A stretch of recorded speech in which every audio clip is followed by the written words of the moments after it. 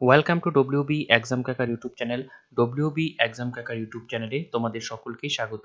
তো যারা যারা এই চ্যানেলে নতুন এসেছো তাদেরকে বলবো চ্যানেলটিকে সাবস্ক্রাইব করে পাশে থাকা বেল আইকনটিতে প্রেস করে দেওয়ার জন্য, সবার আগে সরকারি এবং বেসরকারি চাকরির আপডেট পাওয়ার জন্য। তো চলো বন্ধুরা, আজকে যে তোমাদের জন্য খুশির খবরটি রয়েছে সেটি কিন্তু তোমরা পশ্চিমবঙ্গতেই চাকরিটি করতে পারবে এবং সারা রাজ্যের বাসিন্দাই কিন্তু এখানে অ্যাপ্লাইটি করতে পারবে। তো কি সেই বিজ্ঞপ্তি, বয়স, বেতন, যোগ্যতা, এ টু জেড ডিটেলস আমরা দেখে নিব। তো তোমরা দেখতে পাচ্ছ এই মুহূর্তে আমরা রয়েছি অফিস অফ দ্য ডিস্ট্রিক্ট জাজ অফ পূর্ব বর্ধমান। ঠিক আছে, তো পূর্ব বর্ধমানের যে ডিস্ট্রিক্ট জাজ রয়েছে সেখানে কিন্তু নিয়োগটি করা হবে এবং এখানে notification for recruitment of different post, এখানে কি কি রয়েছে দেখো, গ্রুপ ডি এবং নাইট গার্ড এবং ডে গার্ড কিন্তু রয়েছে। ঠিক আছে, তারপরে দেখো এখানে এমপ্লয়মেন্ট নোটিফিকেশন নাম্বারটি রয়েছে এবং এখানে কি বলা রয়েছে, applications from the eligible mail Indian citizens, এখানে শুধুমাত্র মেলরাই আবেদন করতে পারবে সেটি কিন্তু বলে দিয়েছে। আর invited in prescribed format for preparation of panels to fill up the existing and expected vacancies for the post of night guard, day guard এবং গার্ডেনার। ঠিক আছে, এই পদগুলিতে কিন্তু নিয়োগ করা হবে এবং সেটা judgeship of Purba Bardhaman. The appointments will initially to be made on purely temporary basis are likely to be made permanent। এখানে দেখো কি বলা রয়েছে, টেম্পোরারি বেসিস এবং পরবর্তীতে সেটা কিন্তু পার্মানেন্ট করার সম্ভাবনা রয়েছে।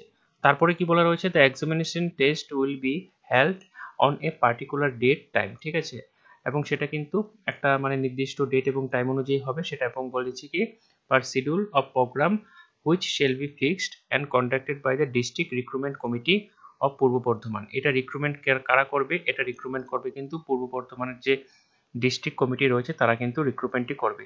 এখানে একটি কথা কিন্তু বলে দিয়েছে যে purely temporary basis but are likely to be made permanent. ঠিক আছে, তবে এখানে আমি ধরে রাখতে পারছি 99%ই কিন্তু সেটা পরবর্তীতে পার্মানেন্ট করে দেওয়ার সম্ভাবনা রয়েছে। ঠিক আছে, আচ্ছা তারপরে আমি চলে যাই যে কিভাবে কি করতে হবে, ফরম্যাটটা কি রয়েছে এবং বেতন কত, যোগ্যতা কত।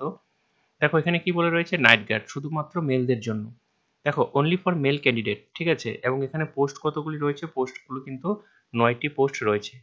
তার মধ্যে ইউআরদের জন্য একটি সংরক্ষিত, তারপরে ইডব্লিউএস এর ক্ষেত্রে একটি সংরক্ষিত, তারপরে আনরিজার্ভ ইসির ক্ষেত্রে একটি সংরক্ষিত, তারপরে শিডিউল কাস্টের জন্য একটি, শিডিউল কাস্ট ইসির জন্য একটি, ওবিসি এ এবং এক্স সার্ভিসম্যানদের জন্য কিন্তু 3টি পদ রয়েছে। ঠিক আছে, তারপরে তোমরা দেখতে পাচ্ছ day guard only for male candidate, এখানে কিন্তু একটি পোস্ট রয়েছে এবং এখানে শিডিউল কাস্টের জন্য কিন্তু সংরক্ষিত রয়েছে, শিডিউল কাস্ট ইসি। তারপরে চলে আসি গার্ডেনার, গার্ডেনারের ক্ষেত্রেও কিন্তু একটি পোস্ট রয়েছে, এখানে কিন্তু আনরিজার্ভদের কিন্তু একটি সিট সংরক্ষিত রয়েছে। ঠিক আছে, তারপরে দেখো এখানে বেতনটা কি রয়েছে, দেখো বেতনটা রয়েছে level 1 of the pay matrix 17,000 থেকে 43,600 টাকা পর্যন্ত। ঠিক আছে, তো এটা কিন্তু পশ্চিমবঙ্গে যারা গ্রুপ ডি স্টাফ রয়েছে তাদের বেতনের অনুযায়ী কিন্তু সেই বেতনটা দেওয়া, তো বেতনটা কিন্তু খুব আকর্ষণীয় বেতন এবং এখানে বলেই দিয়েছে প্রাথমিকভাবে টেম্পোরারি এবং পরবর্তীতে সেটা পার্মানেন্ট হওয়ার সম্ভাবনা রয়েছে বা পার্মানেন্ট হয়ে যাবে। ঠিক আছে, তারপরে এলিজিবিলিটি অফ এজ, এখানে বলে রয়েছে মিনিমাম এজ কত হতে হবে, মিনিমাম এজ 18 বছর হতে হবে এবং ম্যাক্সিমাম হতে হবে কিন্তু 40 বছরে। এবং যে ডেটটা রয়েছে ডেটটা কিন্তু মানে কাউন্ট করা হবে 1 জানুয়ারি 2024 থেকে। এবং দেখো এখানে যে বয়সের ছাড়টা রয়েছে, এসসি এবং এসটির ক্ষেত্রে কিন্তু এখানে 5 বছর বলে দেওয়া হয়েছে এবং কিন্তু এখানে ওবিসিদের ক্ষেত্রে কিন্তু 3 ইয়ার্স বলে দেওয়া হয়েছে। তারপরে যেটি রয়েছে the upper age limit in case of ex serviceman category, ex সার্ভিসম্যানের যে রুলস অনুযায়ী তারা কিন্তু প্রায় 10 বছর কিন্তু ছাড়টি পাবে। তারপরে দেখো এখানে মিনিমাম কোয়ালিফিকেশন কিন্তু মিনিমাম 8 পাস যোগ্যতা কিন্তু চাওয়া হয়েছে। ঠিক আছে, এবং এখানে একটা কথা বলে দিয়েছে যে মানে ফিজিক্যালি সাউন্ড এন্ড ফিট, মানে তোমাকে শারীরিকভাবে সুস্থ হতে হবে। ঠিক আছে, দেখো এখানে মোড অফ এক্সামিনেশন কি বলা রয়েছে, মোড অফ এক্সামিনেশন কিন্তু 2 পার্টে হবে, মানে দুটো ভাগে হবে, একটা হবে পার্ট 1 এবং একটা পার্ট 2। দেখো পার্ট 1 এ কি বলা রয়েছে, পার্ট 1 এ বলা রয়েছে 100 নম্বরের পরীক্ষা হবে। ঠিক আছে, 100 নম্বরের পরীক্ষা হবে এবং 50টা কোশ্চেন থাকবে, তার মানে প্রতি কোশ্চেনে কিন্তু 2 মার্ক করে থাকবে।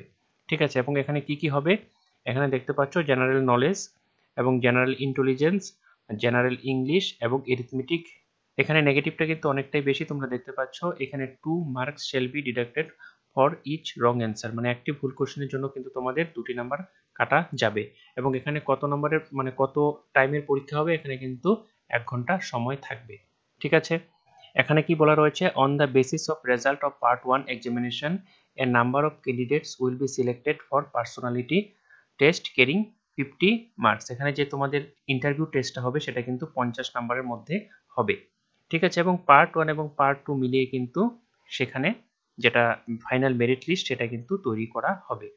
তারপরে চলে আসি অ্যাপ্লিকেশন ফিজের ক্ষেত্রে, এবং এখানে জেনারেলদের এবং আদার্স যারা রয়েছে তাদের ক্ষেত্রে কিন্তু 300 টাকা অ্যাপ্লিকেশন ফি তোমাদের দিতে হবে ফর্ম ফিল আপের জন্য, এবং যারা শিডিউল কাস্ট রয়েছে শিডিউল কাস্টের জন্য কিন্তু 100 টাকা। এখানে এসটিটা উল্লেখ নেই, কারণ এসটির ক্ষেত্রে কিন্তু কোনো সংরক্ষিত পদ নেই। এসটি যারা রয়েছে তারা কিন্তু জেনারেল ক্যাটাগরি হিসাবেই কিন্তু মানে অ্যাপ্লাই করতে হবে। তারপরে চলে আসি G number, mode of payment of application fee. এখানে বলা রয়েছে by bank draft issued by any nationalised bank on the date after publication of the advertisement in favour of DJ. মানে এখানে কিন্তু তোমার যে ডিমান্ড ড্রাফট, ঠিক আছে, ড্রাফট যেটা করতে হবে এই নামে কিন্তু ড্রাফটটা করতে হবে, ঠিক আছে। তারপর দেখো হাউ টু অ্যাপ্লাই, কিভাবে অ্যাপ্লাইটি করতে হবে। দেখো এখানে বলে রয়েছে যে এখানে কিন্তু তোমাদের eligible candidates may submit legible handwritten of or type one side of a part of paper। মানে কি বলা রয়েছে দেখো এখানে একটা মনে করো তোমাদের ফরম্যাটটা নিচে রয়েছে সেটা আমি দেখিয়ে দিচ্ছি। তারপরে কিন্তু তোমাদের একটি এনভেলপ নিতে হবে, এবং এনভেলপের উপরে কিন্তু এখানে টু দিয়ে কিন্তু তোমাদের যে এই যে আছে এটা কিন্তু লিখতে হবে, দ্য ডিস্ট্রিক্ট জাজ cum district recruitment committee of Purba Bardhaman judgeship court compound Bardhaman, Purba Bardhaman pin code. এই যে অ্যাড্রেসটা এটা কিন্তু লিখতে হবে, এবং পাশাপাশি নিচে ফর্ম দিয়ে কিন্তু তোমার অ্যাড্রেসটা লিখে দিতে হবে। এখানে কি কি জিনিস দিতে হবে, one passport size recent coloured photocopy দিতে হবে তোমাকে, ঠিক আছে। তারপরে ওয়ান সেলফ অ্যাড্রেস এনভলভ এটা দিতে হবে। তারপরে রয়েছে এখানে কিন্তু একটা পোস্টাল স্ট্যাম্প পেপার কিন্তু দিয়ে দিতে হবে, যা মানে ভবিষ্যতের কোনো যোগাযোগ কমিউনিকেশনের ক্ষেত্রে। তারপরে চলে আসি full signature of candidate with date must be given at the bottom of the application. তো সেটা আমি দেখিয়ে দিচ্ছি নিচে, ঠিক আছে। তারপরে আমি টোটালটা নিচে চলে যাই যেটা তোমাদের অ্যাপ্লাই করতে হবে, ঠিক আছে। এবং এখানে এই বিষয়গুলো তোমরা একটু ভালোভাবে দেখে নিবে, এগুলো পরবর্তীতে তোমাদের কাজে দিতে পারে, যে কোথায় পরীক্ষার ডেট হবে সেন্টার হবে এই বিষয়ে কিন্তু বলে দেওয়া হয়েছে, এবং কিভাবে নিয়োগটি করা হবে। তারপরে চলে আসি আমি একদম সোজা, দেখো এখানে কিন্তু তোমরা অবশ্যই যে ওয়েবসাইটটি রয়েছে, ঠিক আছে, এই ওয়েবসাইটটি কিন্তু তোমরা অবশ্যই ফলো করে নিবে, কারণ টোটাল কিন্তু ওয়েবসাইটের মাধ্যমেই মানে অফলাইনে ফর্ম ফিল আপ করার পর কিন্তু যাবতীয় যা যা তথ্য সেটা কিন্তু তোমরা ওয়েবসাইটের মাধ্যমেই কিন্তু পেয়ে যাবে। দেখো এখানে কি বলা রয়েছে, last date for the receipt of application, তোমাদের যেটা মানে 4/5, ঠিক আছে, 4/5/2024 মধ্যে কিন্তু তোমাদের কিন্তু সেটা জমা করতে হবে, এটাই কিন্তু তোমাদের প্রাথমিকভাবে বলে দিয়েছে। তারপরে চলে আসি যে কিভাবে অ্যাপ্লিকেশন ফরম্যাটটা ফিল আপ করতে হবে। দেখো এখানে রয়েছে, দেখো অ্যাপ্লিকেশন ফরম্যাট, এখানে তুমি যদি মানে নাইট গার্ড, ঠিক আছে, নাইট গার্ড যদি হয় তাহলে এখানে নাইট গার্ড লিখতে হবে। তারপরে ডে গার্ড রয়েছে, তো তোমরা যেটাতে অ্যাপ্লাই করবে সেটা অবশ্যই ভালোভাবে লিখে নিবে। তারপরে তো এই অ্যাড্রেসটা খামের ভিতরে যেটা থাকবেই। দেখো এখানে বলে রয়েছে sir I beg to post of, যে পোস্টের জন্য আবেদন করবে সেটা কিন্তু তোমাদের এখানে লিখতে হবে, নাইট গার্ড হলে নাইট গার্ড। এবং এখানে কিন্তু সুন্দর করে যে তোমাদের পাসপোর্ট সাইজ ফটো রয়েছে সেটি কিন্তু এখানে ভালো করে পেস্ট করে দিতে হবে। তারপরে যেরকম তোমার নাম, ব্লকে তোমার নাম লিখতে হবে, যদি রাম নাম হয় এরকম ভাবে ব্লক লিটারে লিখতে হবে। তারপরে যেরকম এখানে ফাদার্স নেম বা হাজব্যান্ড নেম যার যেটা রয়েছে সেটা এখানে লিখতে হবে। তারপরে date of birth, date of birth তোমাদের যেটা এডমিট কার্ড অনুযায়ী আছে বা বার্থ সার্টিফিকেট অনুযায়ী আছে সেটা লিখে দিবে। তারপরে দেখো অ্যাকচুয়াল এজটা, ঠিক আছে, অ্যাকচুয়াল এজটা 1/1/2024, যেটা যদি অনলাইনে ফর্ম ফিল আপ হতো তাহলে কিন্তু তোমরা অটোমেটিক পেয়ে যেতে। তো এটা তোমরা কিভাবে করবে, মোবাইলে অনেক অ্যাপ পাওয়া যায় বা ব্রাউজারে গিয়েও কিন্তু তোমাদের ডেটটা একদম অ্যাকচুয়াল ভাবে দেখে নিতে পারবে, বা তোমরা বিয়োগ করেও বের করে নিতে পারবে। তারপরে এখানে তোমাদের সেক্স যেটা রয়েছে মেল ফিমেল এখানে দিয়ে দিতে হবে। তারপরে ন্যাশনালিটি ইন্ডিয়ান, রিলিজিয়ান তোমাদের রিলিজিয়ান হিন্দু মুসলিম যার যেটা হয় সেটা কিন্তু দিয়ে দিতে হবে। তারপরে রয়েছে দেখো এখানে অ্যাড্রেস যেটা রয়েছে অ্যাড্রেসটা কিন্তু ভালোভাবে এখানে ফিল আপ করতে হবে। তো তোমরা একদম পোস্ট কোড মানে পিন কোড দিয়ে ভালোভাবে গ্রামের নাম, বা যদি তোমরা শহর থেকে হও ওয়ার্ড নাম্বার দিয়ে ভালোভাবে এখানে কিন্তু ফিল আপ করবে। তারপরে দেখো কন্ট্যাক্ট নাম্বার, মোবাইল নাম্বার যেটি তোমাদের সবসময় কাছে থাকে সেটিই দিবে। কাস্ট, এখানে কাস্ট দিয়ে দিবে, এসটি হলে এসসি, এসটি হলে এসসি বা ওবিসি বা ইডব্লিউএস এর ক্ষেত্রে যেটা দিতে হবে। এবং এখানে দেখো তুমি যদি ইডব্লিউএস থাকে তাহলে এখানে ইএস দিতে হবে। তারপরে এখানে যেটা রয়েছে ইসি যদি থাকে তাহলে এখানে ইএস দিতে হবে, ঠিক আছে, এবং সার্টিফিকেটটা পেস্ট করে দিতে হবে। দেখো এখানে যদি এসসি এসটি ওবিসি থাকে তাহলে এখানে কিন্তু এসটি ওবিসি সার্টিফিকেটটাও মানে পেস্ট করে দিয়ে দিতে হবে, মানে যখন তুমি ফর্ম ফিল আপটি জমা দিবে, ফর্ম ফিল আপ করে সাথে জমা দিবে। তারপরে রয়েছে please state the details of bank draft, amount of the bank draft. এখানে এসসি হলে 100 টাকা এবং আদার্স হলে কিন্তু 300 টাকা কিন্তু তোমাদের দিতে হবে। তারপরে দেখো number of the date of the bank draft, এখানে ডেট এবং একটি কিন্তু এখানে নাম্বার থাকে। তারপরে তুমি কোন ব্যাংকের থেকে মানে ড্রাফটটি কেটেছো, এসবিআই হলে এসবিআই পুরো লিখবে, স্টেট ব্যাংক অফ ইন্ডিয়া বা পাঞ্জাব ন্যাশনাল ব্যাংক হলে পাঞ্জাব ন্যাশনাল ব্যাংক। তারপরে কি রয়েছে, if yes give the details with a copy of no objection certificate of the appointing authority. তো নো এনওসি যদি থাকে সেটা এনওসি তোমরা যদি কোনো সংস্থায় কাজ করে থাকো তাহলে যদি এনওসি নেওয়ার প্রয়োজন হয় তাহলে সেটা কিন্তু তোমরা দিয়ে দিবে।